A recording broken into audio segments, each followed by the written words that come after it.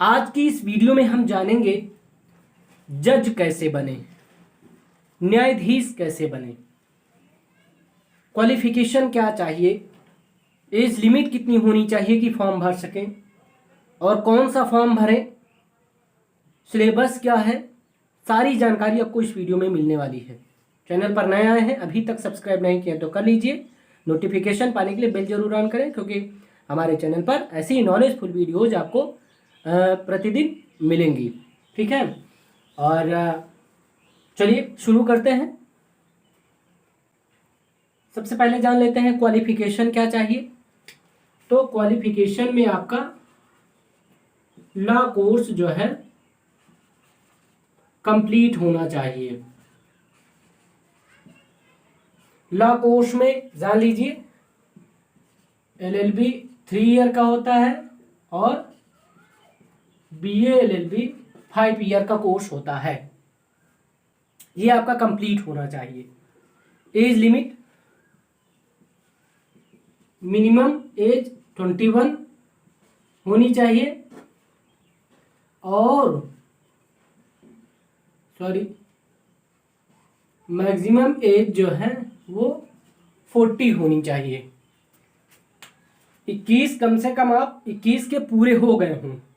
आपके पास LLB या BA LLB की डिग्री होने के साथ साथ आपकी आयु भी पूरी हो गई हो 21 वर्ष, तब आप फॉर्म भर सकते हैं। और एज रिलैक्सेशन भी मिलता है इसमें OBC कास्ट और SC ST कास्ट के लिए। ठीक है, अब कौन सा फॉर्म भरें, तो स्पेशली मैं इस वीडियो में आपको UP PCSJ के बारे में बताऊंगा। ठीक है, और भी अदर स्टेट्स जो है जज बनने के लिए फॉर्म्स निकालती है और उनका भी जो है क्राइटेरिया लगभग ऐसे ही होता है। क्वालिफिकेशन भी होनी चाहिए। LLB BA LLB में कोई भी एज लिमिट भी ऐसे ही रहता है, मिनिमम एज 21 और maximum age 40। Form high court के अकॉर्डिंग निकालते हैं कुछ स्टेट्स। ठीक है, और कुछ पब्लिक सर्विस कमीशन के अकॉर्डिंग कराते हैं। ठीक है, तो हम स्पेशली इस वीडियो में UP PCSJ के बारे में बात करेंगे। तो इसका सिलेबस क्या होगा, तो इसके बारे में हम जान लेते हैं। देखिए, इसका जो एग्ज़ाम होता है वो 3 स्टेप्स में होता है। ठीक है, पहला जो स्टेप होता है वो प्री होता है। प्री में हमारा GS का पेपर होता है एक पहला, और दूसरा होता है लॉ का। ठीक है, ये दूसरा पेपर होता है। ठीक है, पहला पेपर GS का होता है, दूसरा लॉ का होता है। इसको हम क्वालिफाई कर लेते हैं, पास हो जाते हैं। ये ऑब्जेक्टिव टाइप होता है, MCQ टाइप।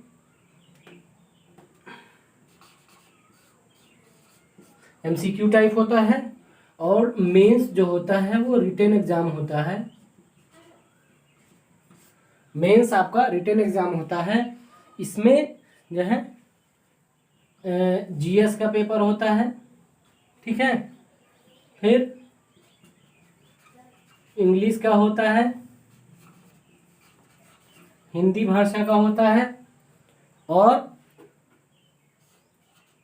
लॉ के 3 पेपर होते हैं, फर्स्ट, सेकंड, थर्ड।